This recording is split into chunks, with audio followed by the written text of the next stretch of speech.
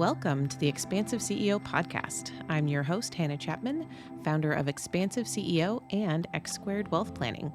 Buckle in as we explore how to create true prosperity and build a business and a life that expands beyond yourself and makes a dent in the universe.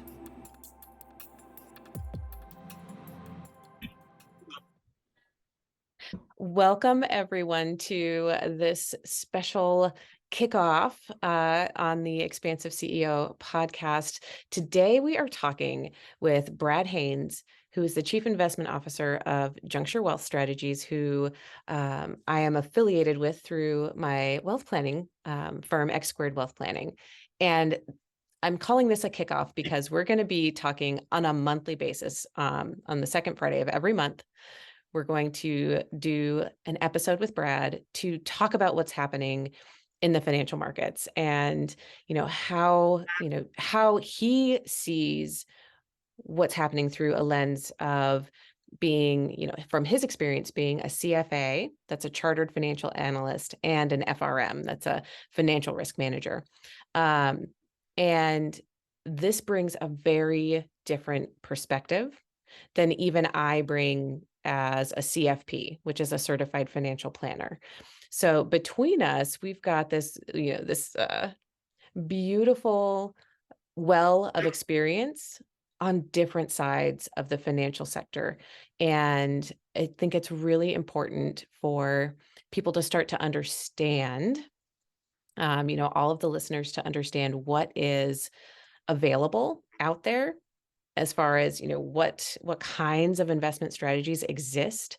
But even more than that, why are things happening the way they're happening in our world from a financial perspective? So, Brad, please introduce yourself and tell us a little bit about you.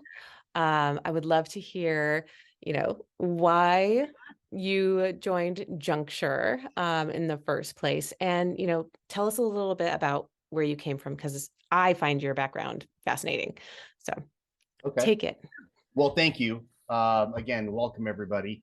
This is something that is exciting for me personally. I value Hannah very, very much as a partner. So I think I'm very, very excited to have a monthly touch base about the markets and investment strategies and the like. So just by way of background, I have been managing money for over 30 years in various aspects. I've either been, valuing individual investments as an analyst, or advising clients and high net worth investors and institutional clients as an investment counselor, or as a direct portfolio manager, where I have made the day-to-day trading decisions and strategic decisions. So that's kind of my history of my experience. I joined Juncture 7 years ago as a beautiful transition in life. I worked for a very large bank.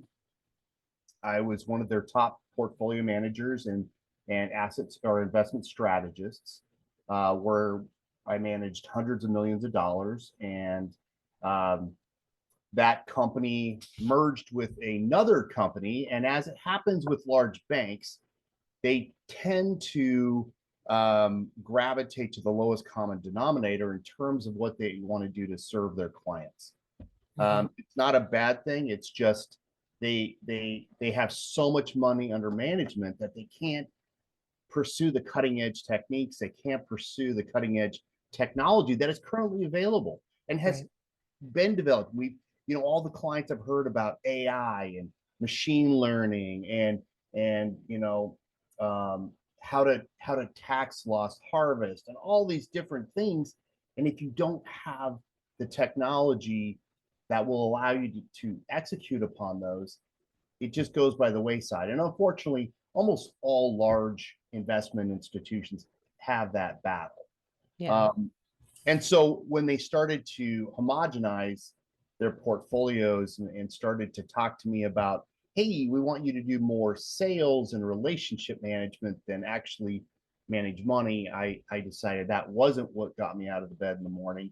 That wasn't going to help me achieve my goals as a career in my career. So a few years before, Barry Ronimus and Jack Barker had joined Juncture. Barry actually founded the firm 12 years ago now. Jack joined a few years afterwards as an estate planning consultant and our tax guru, in-house tax guru.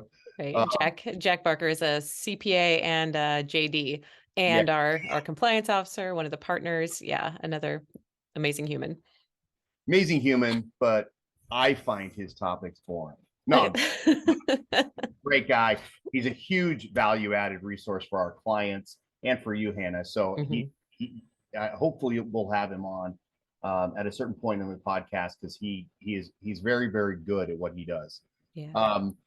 So at that point, the firm was at a point where they needed some more help on the investment side. So I left the large bank, came and joined Juncture Wealth Strategies at the time, and then a few years later became a partner and the chief investment officer. So from that standpoint, it's been a fantastic leap forward in my career and my skill set, and it's been a blast. So we've had a great time. Educationally, the way I come at investing and the way Juncture has always come at investing is a little different than most people experience in their investor history, in their life cycle as an investor. We do look at all the general things that are out there, the fundamentals. We look at the macroeconomic context. But we marry that with some factor analysis, some more quantitative methods in exploiting the behavioral biases investors have. Okay, so that's a lot, and I'm going to explain what that means. Is basically most investors, whether institutional or individual families or retail investors, typically manage money not necessarily with their brain, but based on their hearts and based on the fear and greed continuum. Or so because there's that emotional connection to how we manage money, it opens opportunities for people that are more disciplined to take advantage of that. Yes. Okay. So pause there for just a second. We're going to open this conversation up here because that is so spot on. And I want to kind of share, this is truly one of the reasons why I chose to partner with Juncture. So X Squared Wealth Planning is my firm, my RIA, fiduciary fee only advisory firm, and Juncture Wealth Strategies is my back office, my support, my investment team. And I chose that for a reason.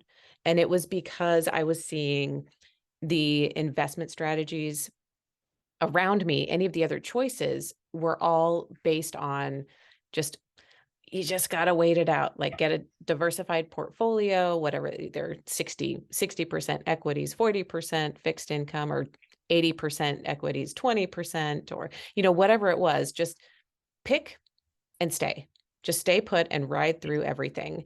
And when I would be, when I'm the advisor coaching my clients through those tough times, there was a lot of feeling that like there's nothing to do, right? All there is to do is just to like hold your hand and talk you through it and talk through the history of this has happened before, it's going to happen again.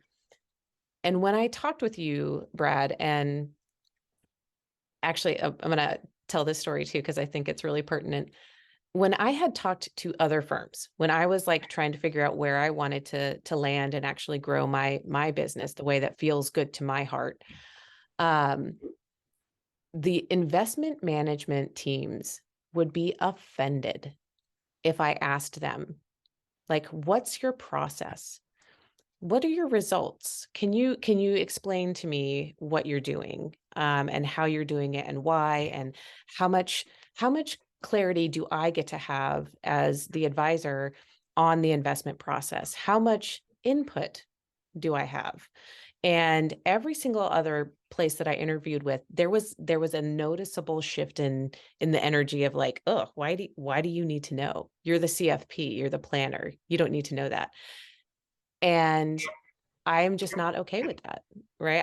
If I don't feel like the process is transparent and I don't feel comfortable that I can ask any question, how on earth am I supposed to feel comfortable with my clients being in that space? And so when I started talking with Juncture, I had so many questions. Brad, you maybe remember all of the questions. Like, I mean, it was a lot of questions. Yeah, and I commend you for that, because an advisor is a fiduciary for those clients. You're Mhm. supposed to be asking those questions. Yeah. How are you supposed to fulfill your fiduciary duty without asking those questions? Yeah, exactly. And when you came back to me, every single question was like, thank you for asking that question. Let me like formulate the answer and I will come back to you.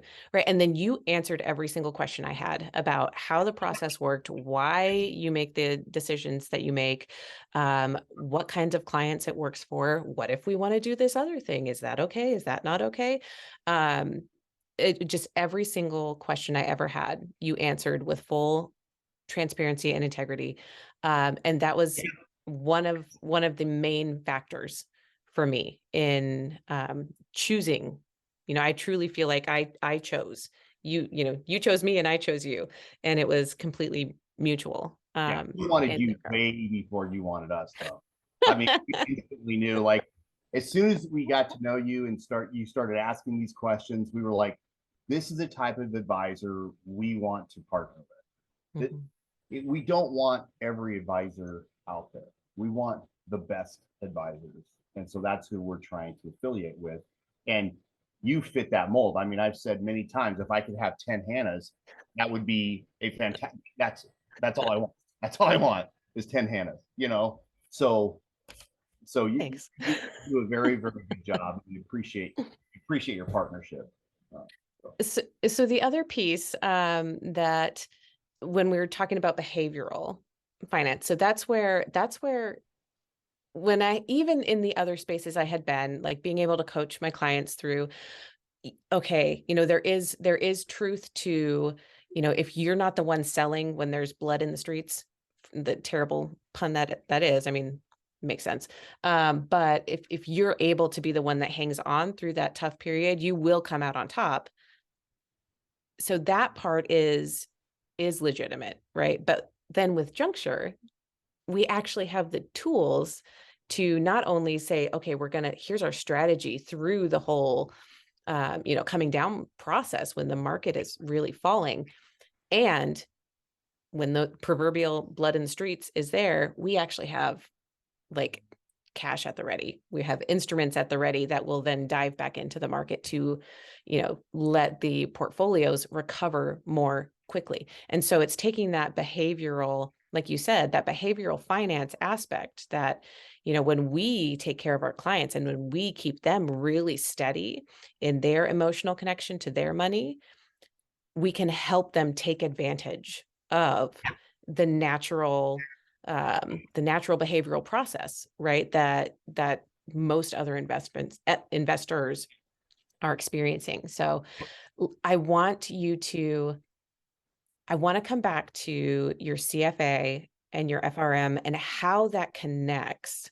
And just I want you to tell people also like just really briefly about the process of becoming a CFA and becoming an FRM and why that is like a really unique set of qualifications that you have that help give you insight into that behavioral finance area.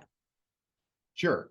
So the CFA charter is what I believe to be the premier designation for managing money, Mhm. for analyzing investments, valuing them, combining them together in a portfolio to generate a return. There's a little bit of risk management there in terms of the putting the portfolio together, but generally it's more of a return generating designation, and it's the premium. It Hmm. takes 3 years. You have to pass each year, and each year has a very low pass rate overall. So it's a very, very difficult. You also have to have 5 years of active experience in the industry. So if you see if a client encounters a person that has earned the CFA charter, um, generally they are very well versed in what's going on in the markets and investments. Hmm. So they can be somewhat trusted with to be an expert. Um, Right. so the FRM is a little unique. Not many people have heard about it. It's very rare on the high net worth RIA space where individual investors will encounter them. Generally, financial risk management, you find those on institutional or bank trading desks that manage the risk in the overall portfolio. Okay. And that's very, very important for people that have a lot of leverage, Hmm. or like banks. Banks have a Right. lot of leverage. So the day-to-day volatility and the risk in the structure of the investment can be pretty dramatic for a bank. So that's why most of the FRMs in the world reside on those banks risk management areas. I earned it because the CFA did a fantastic job preparing me to generate return, but I wanted to go a little more in depth because I knew uh, risk wasn't just volatility. Right. Okay, and I knew clients didn't define risk as volatility. In fact, uh, they define risk the same way I define risk, which is the probability and severity of a permanent loss of capital. So yeah, in layman's terms, how likely is it that you're going to lose money and never get it back? That's right. Basically, that is exactly what it is, right? But when investment advisors historically have sat down with clients or investment managers, they've said, well, you had a lot of up and down throughout the year, so this is your level, that's your risk. Well, it's not though. You know, that's not the way clients define risk. And so I Mhm. intuitively knew just through practicing for a number of years that one, clients didn't define risk that way, and two, there are a whole other dimensions of risk that affect clients. And every crisis that we go through, whether it be the Great Recession or whether it was the tech bubble or COVID, there are different risks within the financial markets that come to bear. Mhm. Um, a great example is if people think volatility is risk, there was a private investment fund that basically had so little volatility that it was like clipping 10% coupons, and it hardly ever changed until Mr. Madoff went to jail, right? I mean, so there was another risk there that Mhm. it wasn't volatility. It was another risk. Okay. Right. Um, so I got in the FRM, which is again 3 year process, three very, very mathematically difficult. Usually only quantitative people with quantitative backgrounds um, can survive it because it is a survival process. Um, I'm quantitative in nature, so that fit Mhm. my bailiwick pretty well. But what it does is it analyzes risks from 9 different spectrums. Mm. From operational risk to structure risk to liquidity risk to volatility, which is a part of it, credit risk, um, interest rate sensitivities, currency risks. There's a lot of different risks that are inherent in every asset portfolio, whether it's private assets, publicly traded assets like stocks and bonds, or the like, or a mix of the two. So I earned that because I wanted to bring institutional level management style to high net worth investors. Uh, Mhm. and so that's why I earned that designation as well. So let's tie this back into the behavioral finance aspect, because from, as like again, as I said at the beginning, I'm a CFP. So I'm a certified financial planner. I also have an APMA designation. That's an accredited portfolio management advisor, and CRPC. So that's a chartered retirement planning counselor. So I also have this blend. The APMA is a part of the CFA. I think like there's the testing material is, a little bit in Uh, that direction. So I have that understanding, and the CFP really is that relational, right? Like that high level, how do we tie things together? How do we tie these disparate aspects of the investment strategy and the estate planning strategy and the insurance strategy and the, what are your goals strategy? So the investment portion is hugely important, right? It's like one of the main pillars of what a CFP needs to be able to understand and communicate. But I do not have the level of expertise that you have in looking at and understanding and quantifying, right? I can see and I can feel when, like, okay, here's what's happening in the markets. I can understand it. I can communicate it, but I do not have that level of like quantitative understanding of when we see these markers, this is the behavioral, in a society wide or even a global, right? When we see these markers, it tends to mean this thing. From a behavioral, people are going to buy more, people are going to sell more, people are panicking, people are getting excited, right? Can you tell us a little bit more? Do you understand where I'm going? Absolutely. I mean, Okay. everything we do is um, based on our understanding of how people are going to react in a situation. Mhm. So the strategies we pursue take advantage of behavioral biases. So I'll give you an example. We have a structured covered call strategy, covered call writing strategy, where we have a stock portfolio. We write or sell calls on those underlying positions. Now, why would we do that? That kind of caps your upside from a capital appreciation, but you get a nice premium income. Um, so, why is that beneficial?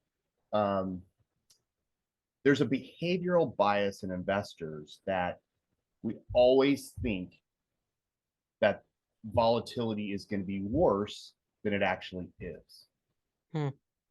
So we predict that things are going to get more volatile in the future than it has been in just the past 30 days. And that um, that bias, okay, means that options premiums are more expensive than they should be. Mhm. So what we do is by writing those covered calls is we convert that bias into a cash flow for the client. It's Right. the excess return driver. It's alpha for those investors or listeners who understand what alpha is. Not many people do. It's just all Right. it means is extra return. Um, Right. It's there's some lingo in there that if it sounds like gobbledygook to you, that's totally fine. Um, and the bottom line of it is we are looking at those behavioral aspects in order to capitalize on what's already just the trends, right? Capitalize in a different way. yeah, And those covered call strategies are actually a relatively, tell me if this is off base, but my understanding is that it's a relatively safe way to bring in excess cash yeah, flow. yep. I mean, it does two things. One, for people who want a higher cash flow income level for their portfolio, it does a fantastic job for that as well. Um, but what it does really is it converts that behavioral issue into a cash flow stream for the client, Mhm.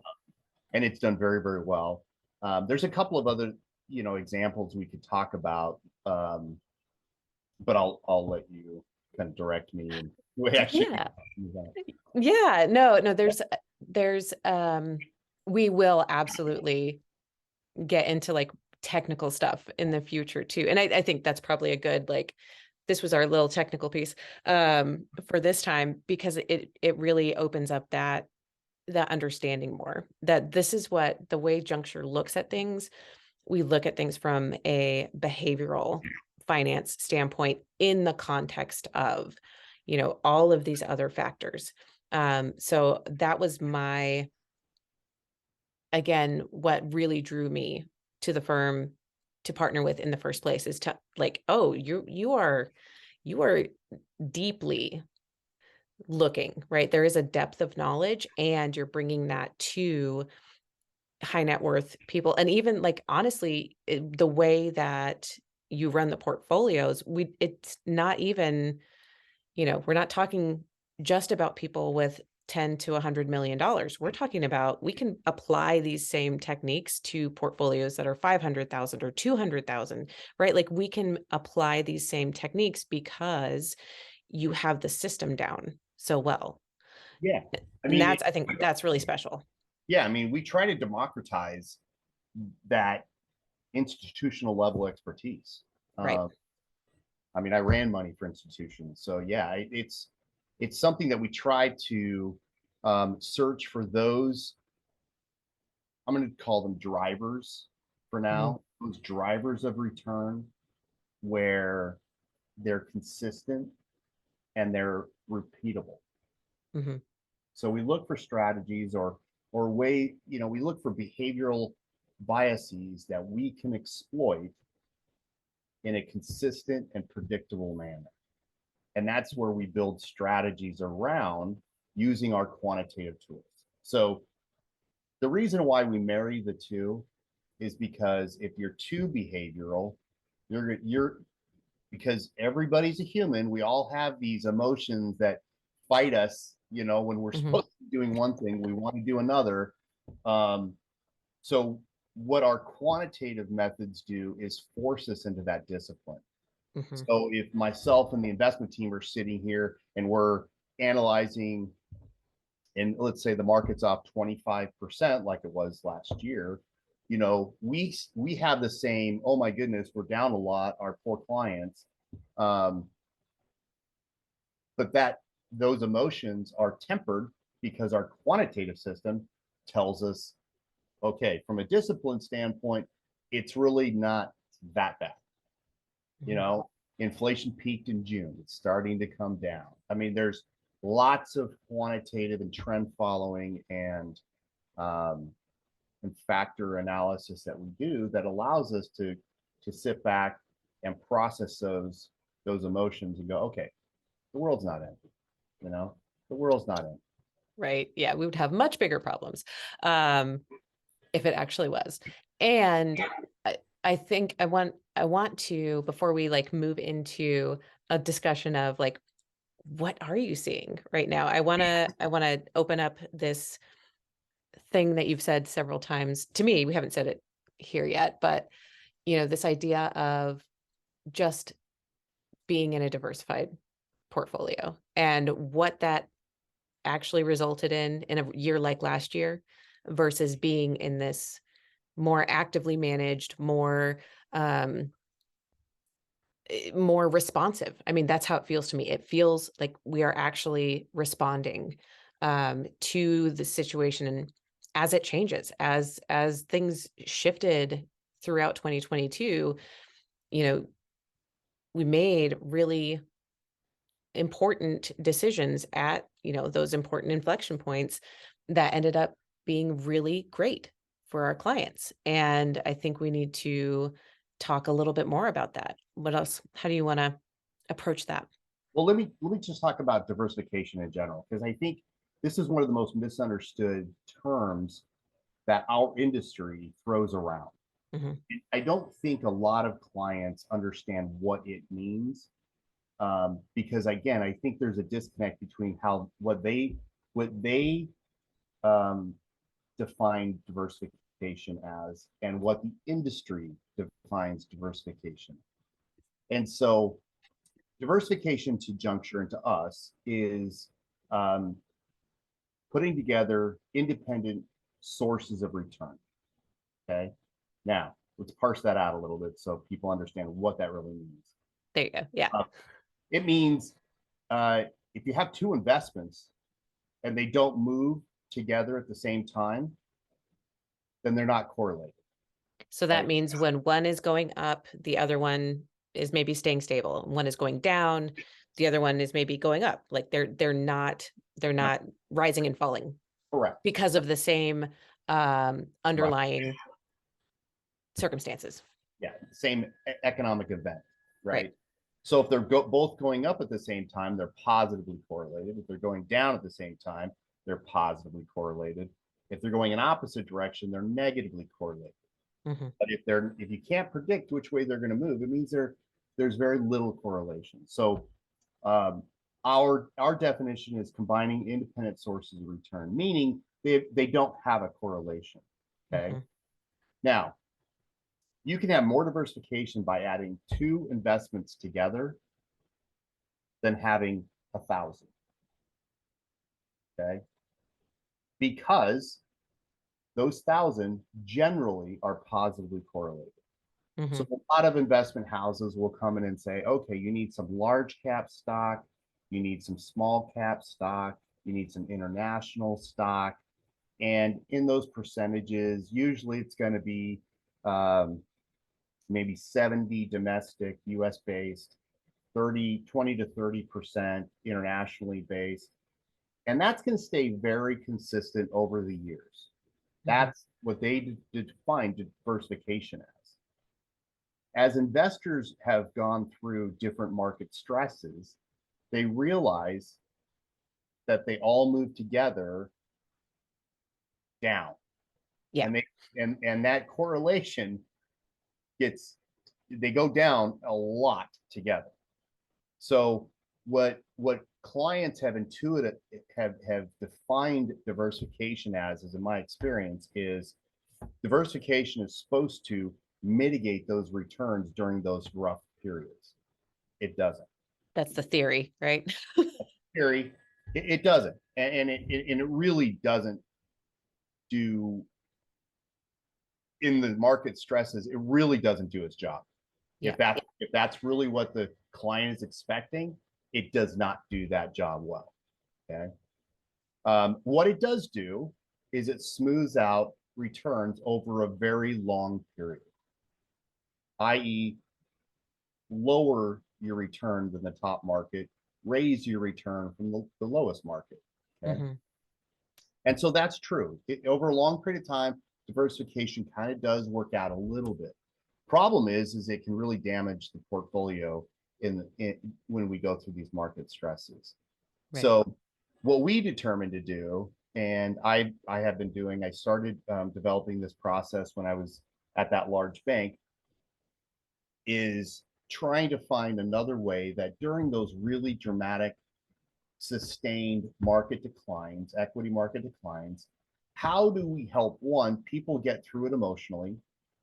I think historically, advisors have had to put on a psychologist's hat a lot more than the financial advisory hat during those times. Yeah. Agreed.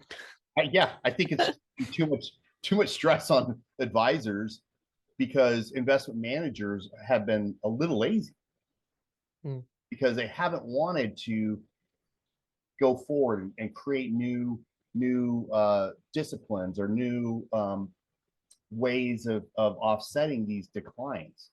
So what we did is, because these instruments were being created that we could do this, is we've developed a hedging protocol whereby during large sustained market declines, we can offset a good portion of that market decline. So that has a couple benefits. One, it just helps the client emotionally get through a rough period. Yeah. Right. So Yeah.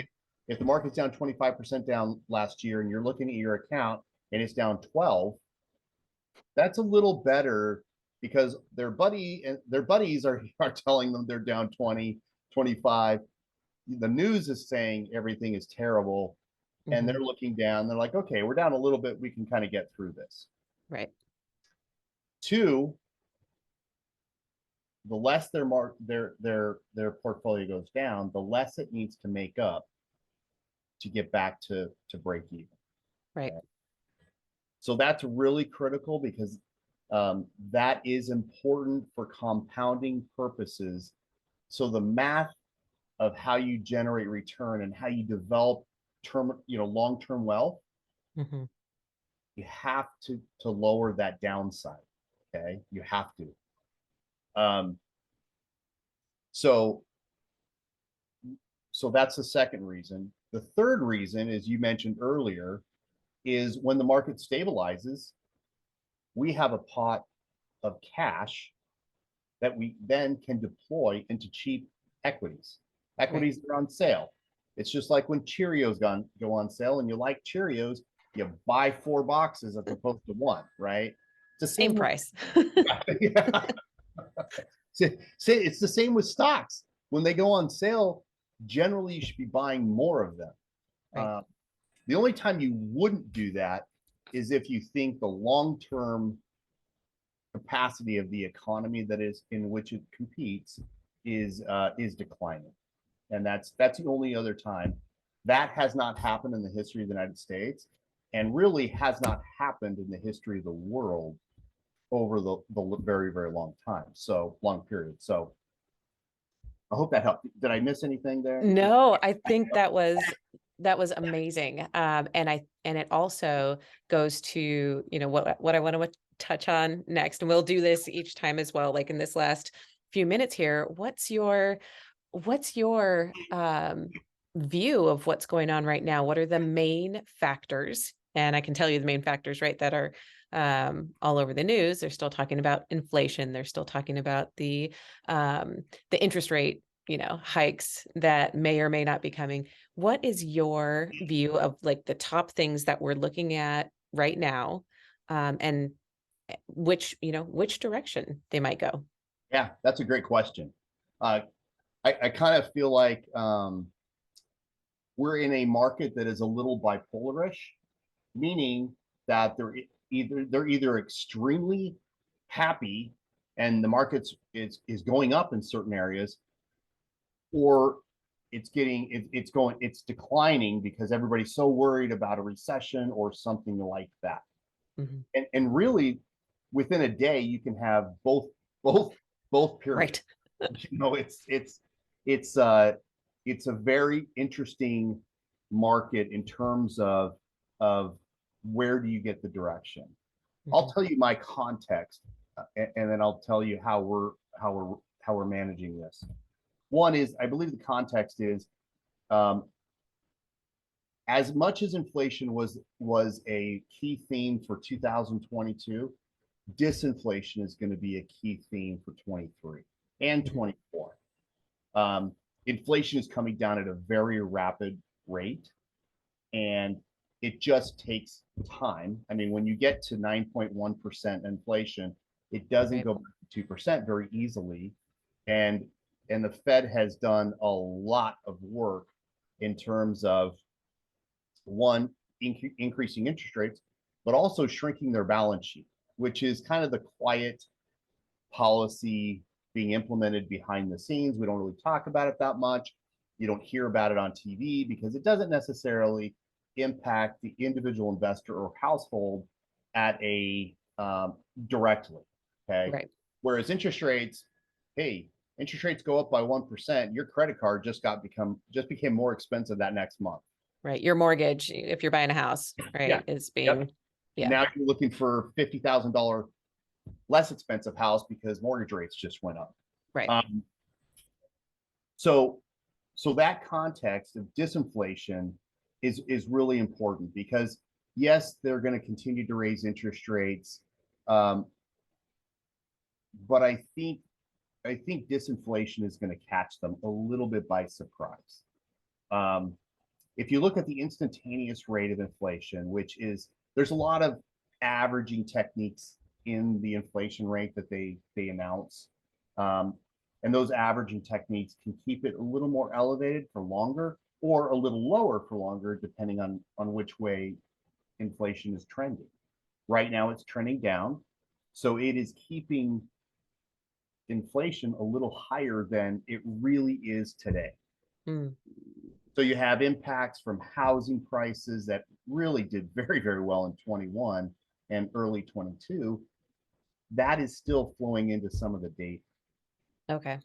So rents are going up, or have been showing they've been going up, but really last month rents have come down a little bit. So there's a dichotomy between what's happening this month versus what the CPI or the consumer price inflation indicator is showing. Now, so instantaneous rate of inflation is already showing around a 2%, 2 to 3% level. Um, and so I think disinflation for this year is going to be the key theme, which means I think the Fed is eventually going to stop and they're going to pause. Stop and pause raising interest rates So to, interest rates will be yeah. stable until we see something really negative happen in the economy. Meaning, if the unemployment rate starts to jump up, lots more layoffs start to happen, retail spending starts to really fall off a cliff. Until we see those type of events, I think they're just going to hold interest rates for the remainder of the year to see if they can get it down to that 2% level. Mhm. Right now, the inflation swaps. So how's that for an exciting term for new? Yeah. All it is a financial instrument that people use to forecast inflation. Okay, so that Betting on inflation going up or down, basically, right? yep. So it's indicating a 2.5% inflation rate by the end of 23. It's probably wrong, but it may not be all that far off. The So directionality seems yeah, is correct, right? Like coming down. the Yeah. level may be a little incorrect. They may be a little low, maybe a little high, but the direction of that trend is really important. Mhm. Um, Additionally, you have the money supply, which is actually declining for the first time in a very, very long time. It has started declining, which means that liquidity is being taken out of the system, which means it's going to be less frothy in that space, because inflation was created because we had too much cash with too few goods, right? We had Yeah, all yeah, yeah. Let's open that up just a little bit. Inflation itself is too many dollars chasing after too few goods, right? So there's the supply is low compared to how many dollars there are.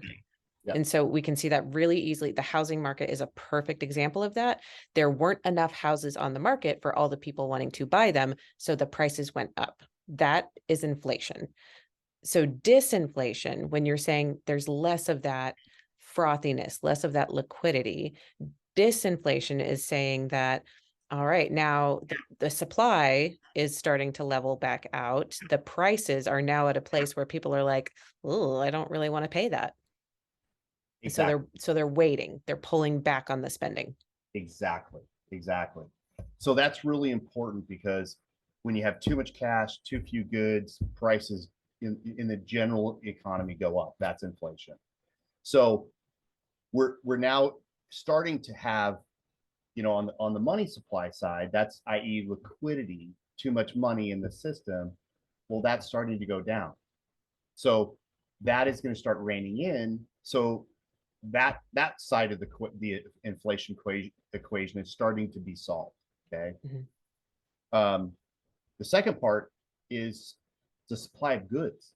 The supply chains, albeit they're not back to normal, are getting to be more normal than they have been since 2000. 2019. Yeah.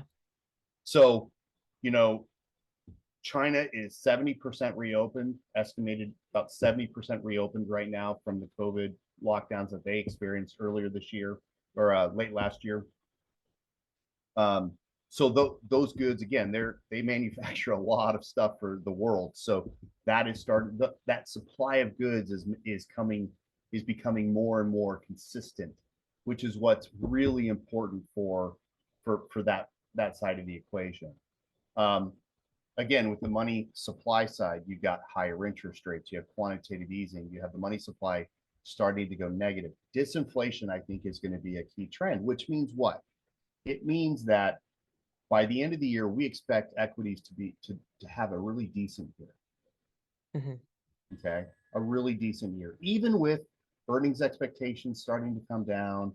I think everybody kind of already expects earnings to come down to a certain extent. Um, That so means how much companies are actually posting as profit, yes, right? so Yeah, corporate profits come down. Everybody kind of expects that, right? I mean, there's a big chunk of us that believe we're going to have a recession, which means lots of people are going to lose their jobs and companies are going to earn a lot less. Well, that's somewhat expected already in the markets, albeit, with the recent run up, that probably is abated somewhat. Um, so I think the major, so I think equities are going to do well. However, the first half this year, I believe, is going to be extremely volatile. And the reason why is because what the Fed is saying and what the markets are saying are very, very different right now. right. Ugh, yeah. Someone has to give in.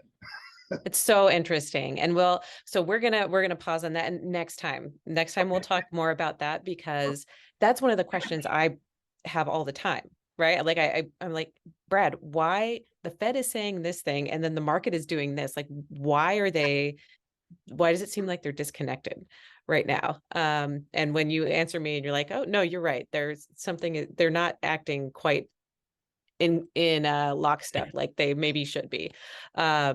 Very different. Yeah, it's like, okay, it's like what you're hearing, like the market is hearing what it wants to hear, even though the Fed is like clearly saying that they plan to keep increasing interest rates, right? So we'll talk more about that next time, because I think that will be a continuing theme, um, probably forever, but at least for this year. So I would love to absolutely thank you for being on the podcast with me. I'm so excited to have this conversation on a monthly basis. And listeners, if you want to hear more, like literally, if you're like, no, once a month is definitely not enough, um, leave a comment. Let me know. Let me know if you want to have more of this, and we'll figure it out, because that's what we do. But Brad, thank you for spending time with me today. Oh, thank you for the invitation, and I appreciate it. I loved it. I really, Good. really enjoyed it. So, again, if any listeners have any other questions or comments, um, there's lots of things that Hannah and I can do with this. So, Oh yeah. Yeah. Just keep, and like send your questions in too. Like that's really important for this segment. If you have questions of like, why do I keep hearing about this? That's a beautiful opportunity for you to send those questions, and we can talk about it. We can even start a Q&A portion, right? Like listeners are asking this, like let's have Brad talk about it and Hannah talk about it. So yeah, this is the start of a new thing. So let's create what we want to create with it. It's exciting. sounds great. All right. Thanks, Brad. We'll talk to you again soon. Sounds good. Thanks. That's it for this episode. Thanks for listening, and be sure to like and subscribe. And again, if anything resonated with you from this episode, I would love to hear from you. Email me at Hannah, HANNAH, at expansiveceo.com and tell me about it. And if you're ready for your greatest expansion, you can find ways to work with me at expansiveceo.com and at x2wealthplanning.com. That's X, the numeral 2, wealthplanning.com. So until next time, remember that there is enough. You are enough. And your birthright in this lifetime is to be expansive.